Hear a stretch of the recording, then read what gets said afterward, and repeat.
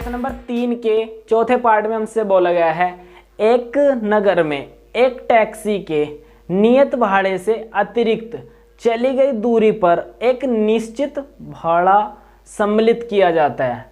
तब यदि हमें 10 किलोमीटर जाना हो उस टाइम पे हमारे 105 रुपये लगते हैं, और यदि हमें 15 किलोमीटर जाना हो तो उस टाइम पे 155 रुपये लगते हैं। तो देखो इस क्वेश्चन में हमसे पूछा गया है कि नियत भाड़ा कितना है और अतिरिक्त भाड़ा कितना है, और यदि किसी व्यक्ति को 25 किलोमीटर जाना पड़ जाए तो उससे कुल कितना खर्च करना पड़ेगा, मतलब भाड़े में कितने रुपए खर्च करने पड़ेंगे। तो देखो ऐसे क्वेश्चन को करने के लिए हमें सबसे पहले इस क्वेश्चन को समझते हैं कि इस क्वेश्चन में कहना क्या चाहा है। देखो नियत भाड़ा क्या है और ये अतिरिक्त भाड़ा क्या है, पहले समझ लो इसको। देखो स्टूडेंट, इसके कहने का मतलब ये है इस क्वेश्चन का कि अगर हम मान लो हमें 5 किलोमीटर जाना है, सही है, और 5 किलोमीटर में हमारे पास लोकल किराया 5 रुपए है, सही है, लोकल किराया 5 रुपए है, या इसको हम नियत भाड़ा कह दें, नियत भाड़ा। तो ये लोकल किराया तो लगना है, ये नियत भाड़ा तो लगना है। अब बाकी का बचा हुआ इस बात पे डिपेंड करेगा कि हम कितने किलोमीटर चले हैं। तो देखो नियत भाड़ा तो लगेगा प्लस वो भाड़ा जो दूरी पे डिपेंड करेगा कि हम कितनी दूरी गए हैं। नियत भाड़ा प्लस, अगर मान लो 5 रुपए तो नियत भाड़ा है और y रुपए प्रति किलोमीटर की दर से लग रहा है, तो अब y रुपए लगा 1 किलोमीटर का, 5 किलोमीटर का 5y। क्लियर। अब देखो मान लो हम 6 किलोमीटर गए, 6 किलोमीटर और 5 रुपए नियत भाड़ा है, ये तो फिक्स है, हमें देना ही देना पड़ेगा, तो 5 रुपए तो हमें देना ही देना पड़ेगा, प्लस y रुपए प्रति किलोमीटर की दर से हम दे रहे हैं। तो हमें जाना है 6 किलोमीटर, तो हम 6y और देंगे। 5 रुपए तो नियत है, निश्चित है, ये तो हमारे लोकल किराया है, प्लस अब बाकी का किराया इस बात पर डिपेंड करेगा कि हम कितनी दूरी जा रहे हैं, तो y रुपए प्रति किलोमीटर एक्स्ट्रा है, तो 6 किलोमीटर गए तो 6y। तो देखो इसी क्वेश्चन को हम किस तरह से सोल्व करेंगे। देखो हम सबसे पहले ना नियत भाड़े को भी हमें नहीं पता कि कितना है, तो हम नियत भाड़े को मानेंगे x रुपए। हमें जाना मान लो 5 किलोमीटर, 5 किलोमीटर अगर हमें जाना है तो पहली बात तो हम नियत भाड़ा लगाएंगे, ये तो फिक्स है, ये किसी बात पर डिपेंड नहीं कर रहा कि हम कितने किलोमीटर गए या कितने किलोमीटर नहीं गए, ये तो लगना ही लगना है। प्लस अब अतिरिक्त भाड़ा इस बात पर डिपेंड करेगा कि हम कितने किलोमीटर गए हैं, वो प्रत्येक किलोमीटर के हिसाब से लगेगा। मान लिया अतिरिक्त भाड़ा हमारा y किलोमीटर मतलब y रुपए प्रति किलोमीटर है, तो हम 5 किलोमीटर जा रहे हैं तो 5y और ऐड हो जाएगा, नियत भाड़ा प्लस प्रति किलोमीटर भाड़ा। क्लियर। अब देखो मान लो हमें 10 किलोमीटर जाना है, तो 10 किलोमीटर जाने के लिए x तो हमारा नियत भाड़ा प्लस y रुपए प्रति किलोमीटर लग रहा है, तो 1 किलोमीटर का y तो 10 किलोमीटर का 10y। तो हमें 10 किलोमीटर जाने के लिए x रुपए नियत देना पड़ेगा, नियत भाड़ा जो फिक्स है, लोकल किराया कहते हैं जिसको हम, और y रुपए प्रति 1 किलोमीटर के देने पड़ रहे थे, तो 10 किलोमीटर जाएंगे तो 10y। तो टोटल हमारा कितना भाड़ा बैठेगा x प्लस 10y। मुझे लगता है आपको ये कुछ समझ आ गया है, मैं इस पे बेस का भी ये क्वेश्चन कर रहा हूं, आपको क्लियरली समझ हो जाएगा कि मैं कहना क्या चाह रहा हूं।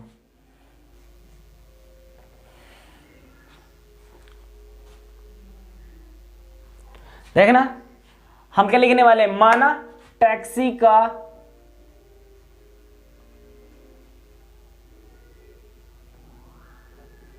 नियत भाड़ा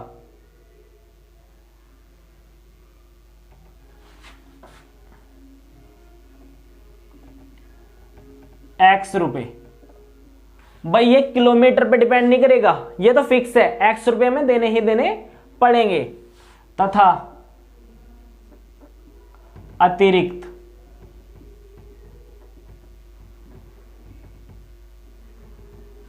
भाड़ा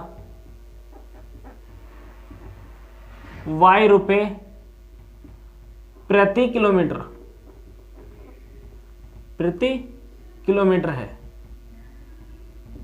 बट ये जो y है, जो अतिरिक्त किराया है, ये इस बात पर डिपेंड करेगा कि हम कितने किलोमीटर गए हैं। 1 किलोमीटर का y रुपए लगता चला जाएगा, जैसे जैसे हम दूरी बढ़ाते जाएंगे उतने ही y आता चला जाएगा। तो देखो पहली कंडीशन में हमसे ये बोला गया है प्रश्नानुसार फर्स्ट में हमसे बोला गया है कि हमको 10 किलोमीटर जाना है। 10 किलोमीटर जाना है तो भाई सबसे पहले 10 किलोमीटर जाओ, तो उसमें क्या करना पड़ेगा, हमें नियत भाड़ा तो हमें देना पड़ेगा 10 किलोमीटर के लिए। तो हमें क्या करना है, 10 किलोमीटर के लिए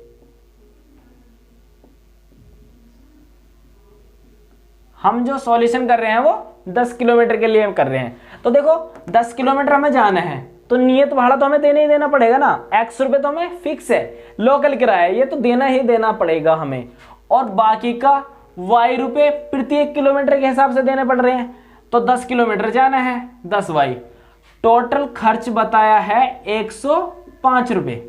क्लियर है, हमें 10 किलोमीटर जाने में 105 रुपए का खर्च आया। तो किस तरह से आया होगा, x रुपए मतलब कुछ रुपए तो नियत भाड़ा रहा होगा और कुछ रुपए प्रति किलोमीटर भाड़ा रहा होगा, तब जाकर के टोटल 105 रुपए का खर्च आया होगा।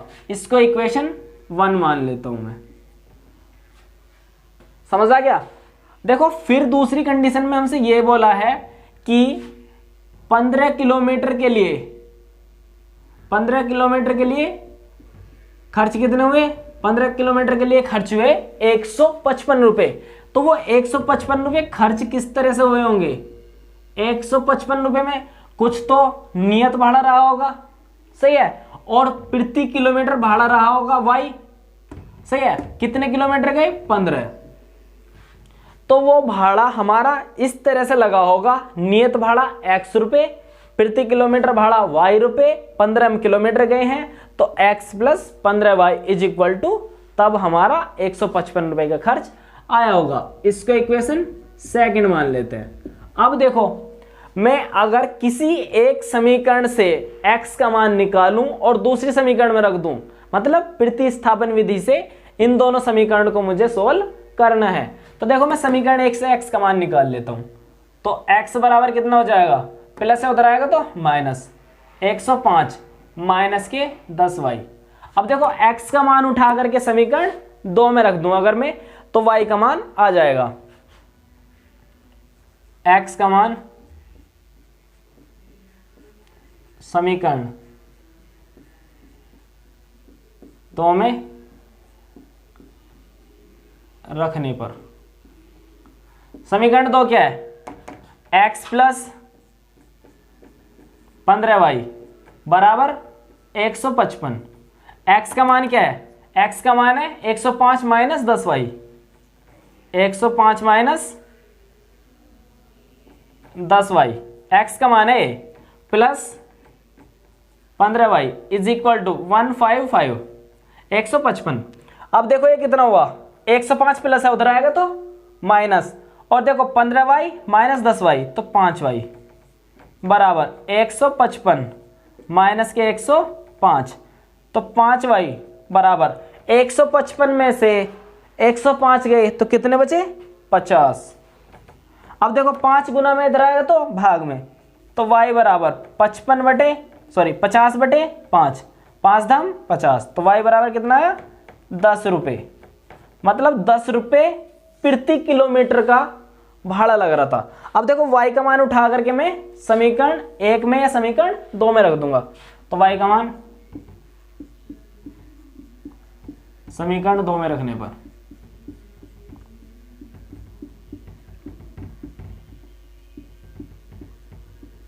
समीकरण 2 में रख दूंगा y का मान, तो x प्लस 15 और y का मान क्या आया, 10 गुना 10 बराबर 155। तो 15 धाम 150, 15 धाम 150 बराबर 155, प्लस उधर आएगा तो माइनस, तो x बराबर 155 माइनस 50। 155 में से 150 गए तो कितना आया? 5। देखो अब समझने की कोशिश करो, x का मान आया 5, y का मान आया 10। मतलब क्या है? मतलब इसका यह है कि टैक्सी का नियत भाड़ा 5 रुपये था और प्रति किलोमीटर 10 रुपये था। मतलब अगर टैक्सी कहीं जाती थी तो 5 रुपये तो फिक्स थे, लिए जाएंगे, और बाकी के 10 रुपये प्रति किलोमीटर के हिसाब से लिए जाते थे। सही है? आप इस क्वेश्चन को अच्छे से नोट कीजिए। देखना स्टूडेंट, एक्सरसाइज 3.3 के क्वेश्चन नंबर 3 के 5th पार्ट में हमसे बोला गया है कि एक भिन्न के अंश बटे हर में यदि हम 2 जोड़ देते हैं तब वह संख्या 5/9 बन जाती है, और यदि उस भिन्न के अंश बटे हर में हम 3 जोड़ देते हैं तब वह संख्या 5/6 बन जाती है। तो हमें उस भिन्न संख्या को बताना है कि वो भिन्न संख्या क्या है। देखो इस क्वेश्चन को करने के लिए ना हमें सबसे पहले भिन्न संख्या माननी होगी। तो हम क्या लिखेंगे? माना वह भिन्न, माना वह भिन्न a/b है। भिन्न संख्या कैसी संख्या होती है? जो अंश बटे हर के रूप में लिखी होती है। अब देखो ऊपर वाला तो अंश हुआ, नीचे वाला हर। तो देखो प्रश्नानुसार फर्स्ट में हमसे क्या बोला है? पहली बार में हमसे ये बोला है, प्रश्नानुसार फर्स्ट मतलब पहली कंडीशन में हमसे बोला है कि यदि हम अंश में भी 2 जोड़ दें और हम हर में भी 2 जोड़ दें तब वह संख्या 5/9, तब वह संख्या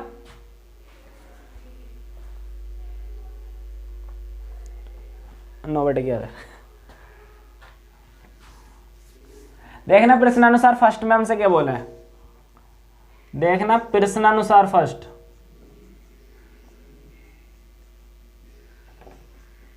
प्रश्नानुसार फर्स्ट में हमसे बोला गया है यदि उस परिमेय संख्या, यदि उस भिन्न संख्या में, देखो भिन्न संख्या और परिमेय संख्या लगभग एक जैसी होती है। देखना स्टूडेंट प्रश्नानुसार फर्स्ट में हमसे क्या बोला है? प्रश्नानुसार फर्स्ट का मतलब है पहली कंडीशन में हमसे बोला है कि भिन्न के यदि हम अंश में और हर में 2 जोड़ दें, अंश में भी 2 जोड़ दिया हमने, अंश में भी 2 जोड़ा और हर में भी 2 जोड़ दिया, तब वह संख्या 9/11 बन जाती है। क्लियर? तो देखो इस क्वेश्चन में पहली कंडीशन में हमसे यह बोला था कि यदि हम किसी भिन्न के अंश में 2 जोड़ दें और हर में भी 2 जोड़ दें तब वह संख्या 9/11 बन जाती है। तो देखो इसको एक इक्वेशन टाइप में अच्छे से कन्वर्ट कर लो। ये 11 है, डिवाइड में इधर आएगा तो मल्टीप्लाई करेगा, तो ये कितना बनाएगा? 11a प्लस 11 दूनी 22 इज इक्वल टू, ये डिवाइड में इधर आएगा तो मल्टीप्लाई करेगा सारा, 9b प्लस 9 दूनी 18। क्लियर है? देखो चर एक साइड ले लेंगे, अचर एक साइड, मतलब ये प्लस के 9b इधर आएगा तो माइनस के 9b, इधर था पहले से 11a minus 9b is equal to 22, minus का हो जाएगा क्योंकि ये प्लस इधर आएगा तो माइनस, और प्लस के 18। तो ये क्या बना? 11a minus 9b is equal to minus के 22 प्लस के 18, तो कितना हो गया? माइनस के 4। ये बन गई हमारी इक्वेशन फर्स्ट बन गई। क्लियर है? अब देखो दूसरी कंडीशन में हमसे क्या कहा है उसको और देख लो।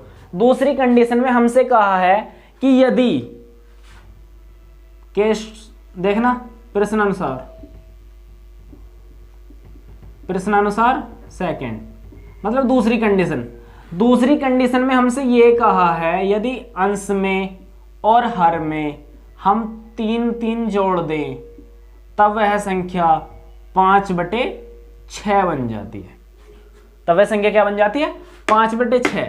जब अंश में और हर में 3 3 जोड़ दिया जाता है। तो देखो 6 डिवाइड में इधर आएगा तो मल्टीप्लाई करेगा, तो 6a प्लस 6 तिया 18 इज इक्वल टू, ये b प्लस 3 डिवाइड में इधर आएगा तो मल्टीप्लाई करेगा, तो ये कितना बनाएगा 5b प्लस 5 तिया 15, ये प्लस इधर आएगा तो माइनस बनाएगा, तो 6a minus 5b is equal to, ये प्लस उधर आएगा तो माइनस बनाएगा, माइनस के 18 और प्लस के 15, माइनस के 18 प्लस के 15।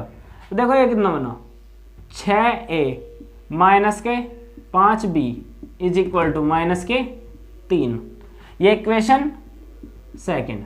अब देखो हमें इन दोनों समीकरणों को, समीकरण 1 तथा समीकरण 2 को हमें प्रतिस्थापन विधि से हल करना है। तो देखो प्रतिस्थापन विधि में क्या करते हैं हम, किसी एक चर का मान निकाल करके दूसरे चर में हमें रख देना होता है। तो अब देखो हम क्या करने वाले हैं, अगर मैं समीकरण 2 से a का मान निकाल लूं तो देखो ये आ जाएगा 6a इज इक्वल टू, ये माइनस उधर आएगा तो प्लस 5b माइनस के 3। अब देखो b में 6 से मल्टीप्लाई हो रहा है तो इधर आएगा तो डिवाइड करेगा, तो a बराबर कितना आ गया 5b माइनस 3 डिवाइड बाई 6। इस a के मान को अगर मैं उठा करके समीकरण 1 में रख दूं तो यहां से मुझे b का मान मिल जाएगा। तो मैं क्या करने वाला हूं, a का मान समीकरण 1 में रखने पर, a का मान समीकरण 1 में रख दो, तो देखो a का मान मैं समीकरण 1 में रख रहा हूं, देखना a का मान उठा करके अब मैं समीकरण 1 में रख रहा हूं, तो देखो 11 तो ऐसे ही रहना, a का मान रख दो, a का मान कितना 5b minus 3 divided by 6, 11 into a का ये सारा मान है, और माइनस के 9b is equal to minus के 4। क्लियर है। अब देखो 11 से पहले मल्टीप्लाई कर दो ऊपर, तो ये कितना हो जाएगा 11 पंजे 55b माइनस 11 तिया 33 बटे 6 माइनस के 9b is equal to minus के 4। अब देखो माइनस के 9b के डिवाइड में कुछ नहीं है, तो वहां पे मैं बटे में 1 मान लूंगा। क्लियर है। अब देखो 1 की मल्टीप्लाई में 55b माइनस 33 में कर दूंगा, क्योंकि क्रॉस मल्टीप्लाई करनी होती है हमें। तो देखो 1 की मल्टीप्लाई किसी में भी करो वही रहता है, तो देखो ये क्या आ जाएगा 55b माइनस 33 माइनस, बट ये 6 मल्टीप्लाई करेगा 9 में, तो 6 निम 9 छिक्का 54, तो ये कितना बनाएगा 54b, और डिवाइडेड बाई 6 कम 6 इज इक्वल टू माइनस के 4। तो देखो ऊपर कितना आ गया, ऊपर 55b माइनस 54, तो 55b में से 54b गए तो कितने b बचे, 1b माइनस के 33। अब देखो ये 6 डिवाइड में तो इधर आएगा तो मल्टीप्लाई करेगा, तो ये कितना बनाएगा 6 चौक 24, और वो भी माइनस का। ये देखो ये माइनस उधर आएगा तो प्लस, तो b is equal to 33 plus, क्योंकि ये माइनस था ना उधर आएगा तो प्लस, माइनस के 24। तो 33 में से 24 गए तो कितने बचे, तो देखो 33, तो ये कितना बचे 6 और 3 9, तो ये कितना बचा 9, b इज इक्वल टू 9। तो अब देखो अब b की वैल्यू आएगी 9, और b की वैल्यू उठा करके आप कहीं पे भी रख सकते हो, चाहे तो इक्वेशन 1 में रख दो। b का मान समीकरण 1 में रखने पर, b का मान उठा करके समीकरण 1 में रख दो। देखना मैं b का मान उठा करके समीकरण 1 में रख रहा हूं, तो समीकरण 1 थी हमारी 11a माइनस के 9b is equal to minus के 4, और b का मान आया है 9, तो रखो 11a same minus same 9 same, और देखो b की value 9 is equal to minus के 4, तो 11a माइनस 9 निम 81 इज इक्वल टू माइनस के 4।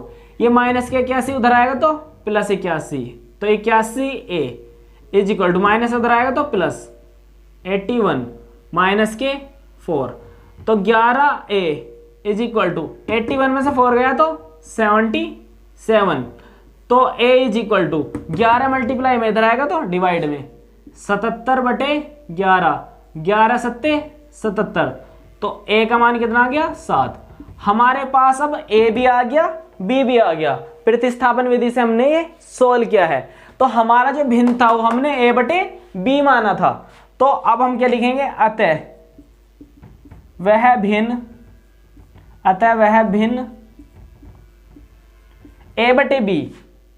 a/b माना था, और a कितना था 7 और b कितना था 9। अतः वह भिन्न 7/, देखो अतः वह भिन्न a/b बराबर a का मान क्या है 7 और b का मान क्या है 9 है। तो वो जो भिन्न था वो हमारा क्या था 7/9। आप इसको नोट कीजिए, मैं आपको इसका नेक्स्ट पार्ट बताता हूं।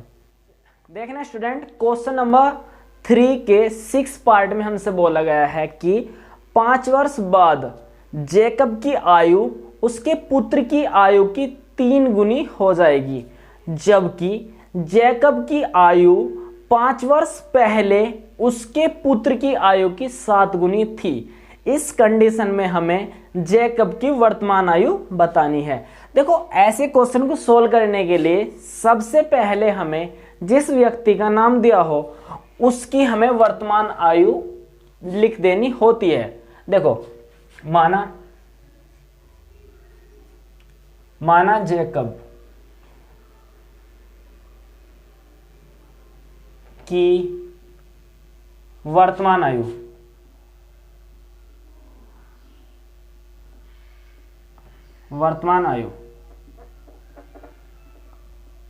x वर्ष है।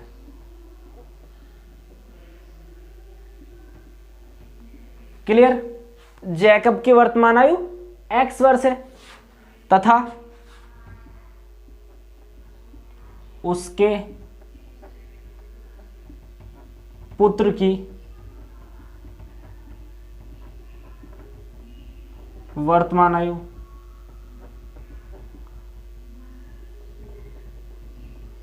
y वर्ष है।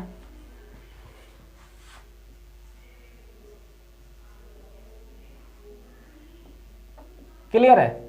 अब देखो, अगर वो हमसे बोलेगा पूर्व, मतलब पहले की बात है ना, तो पूर्व में हम क्या करेंगे, देखो अभी वर्तमान आयु जैकब की हमने अभी वर्तमान आयु x मानी है।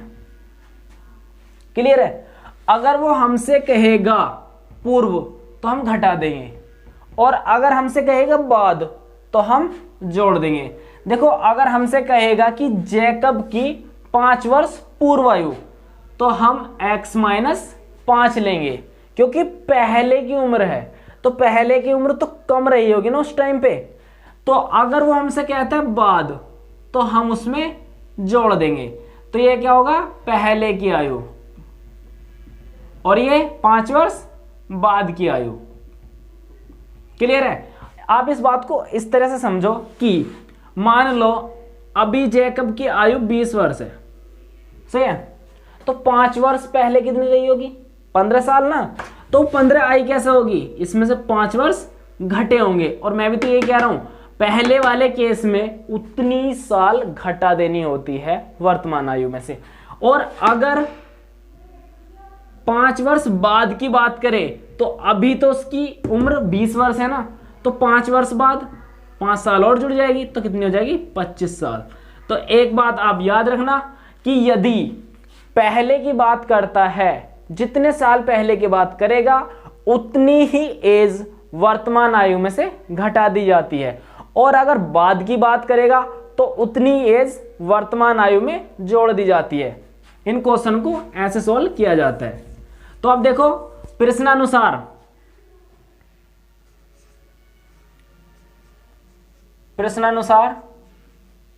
फर्स्ट में क्या बोला है, प्रश्नानुसार फर्स्ट में हमसे ये बोला है कि 5 वर्ष बाद, 5 वर्ष बाद, 5 वर्ष बाद मतलब x + 5, बाद में तो जुड़ेगी ना एज। 5 वर्ष बाद जैकब की आयु उसके पुत्र की 5 वर्ष बाद आयु कितनी हो जाएगी, y + 5। अब देखो ये क्या कहना चाह रहे हैं, 5 वर्ष बाद जैकब की आयु, ये क्या है 5 वर्ष बाद जैकब की आयु, और ये क्या है 5 वर्ष बाद जैकब के पुत्र की आयु की 3 गुनी हो जाएगी। Got it. अब देखो दोबारा से समझते हैं क्या कहना चाहा है क्वेश्चन में। क्वेश्चन में ये कहना चाहा है कि 5 वर्ष बाद जैकब की आयु, अभी तो x है ना, तो 5 वर्ष बाद x + 5 हो जाएगी। 5 वर्ष बाद जैकब की आयु 5 वर्ष बाद उसके पुत्र की आयु की 3 गुनी हो जाएगी। अब देखो इसको हम कैसे लिख सकते हैं, x + 5, 3 से मल्टीप्लाई करो 3y, 3 पंजे 15, ये प्लस इधर आएगा तो माइनस, तो x माइनस, सॉरी यहां से x का मान निकालो डायरेक्ट, तो x का मान क्या है, यहां से ये प्लस है उधर आएगा तो माइनस 3y, और ये प्लस के 15 और ये माइनस के 5, तो x का यहां से मान आ गया 3y + 15 प्लस है माइनस 5 है, तो बचा 10। x का मान आ गया 3y + 10 पहली कंडीशन से। अब देखो दूसरी कंडीशन में हमसे क्या बोला है वो भी देख लेते हैं। दूसरी कंडीशन में हमसे ये बोला है कि 5 वर्ष पहले, 5 वर्ष पहले एज घटेगी। क्लियर है, 5 वर्ष पहले वर्तमान में से 5 वर्ष घटा दो, अगर पहले की बात कर रहा है तो 5 वर्ष पहले जैकब की आयु बराबर 5 वर्ष पहले उसके पुत्र की आयु की 7 गुनी थी। दोबारा से समझो, 5 वर्ष पहले जैकब की आयु x - 5, 5 वर्ष पहले उसके पुत्र की आयु y - 5 का 7 गुना थी। सही है। अब देखो x - 5 = 7 से मल्टीप्लाई करो 7y - 7 पंजे 35। अब देखो यहां से मैं क्या कर रहा हूं, यहां पे मैं x का मान रख दे रहा हूं, तो x का मान रखने पर, x का मान रखने पर, x का मान रख दूंगा तो x का मान कितना 3y + 10, x की जगह पे 3y + 10 minus 5 same = same 7y - 35। अब देखो इसको, अब मैं क्या कर ले रहा हूं 3y, ये कितना आ गया +10 - 5 + 5 = 7y - 35। अब देखो माइनस वाला पार्ट इधर आएगा तो प्लस बनाएगा, तो 35 माइनस है इधर आएगा तो प्लस बनाएगा, -35 इधर आया +35 + 5 तो कितना आ गया 40 = 7y, ये +3 है उधर आएगा तो माइनस के 3y, तो देखो 40 = 10, देखो 7 - 3 तो कितना आया 4y, 4 मल्टीप्लाई में इधर आएगा तो डिवाइड में, तो 40/4 = y, 4 धाम 40, तो y का मान कितना आ गया, y का मान आ गया 10। मतलब कि जैकब के पुत्र की वर्तमान आयु 10 वर्ष है। अब देखो y का मान उठा करके आप किसी भी समीकरण में रख दो, y का मान उठा करके इसको चाहे तो इक्वेशन 1 मान लेना, y का मान समीकरण 1 में रखने पर, इस स्टेप को आप सबसे बाद में लिखना, सही है, पहले ये स्टेप फिर ये स्टेप, ये सबसे बाद में। तो देखो x = 3 और y का मान क्या है 10 + 10, तो x का मान कितना आ गया 10 × 30 + 10, तो x का मान कितना आ गया 40।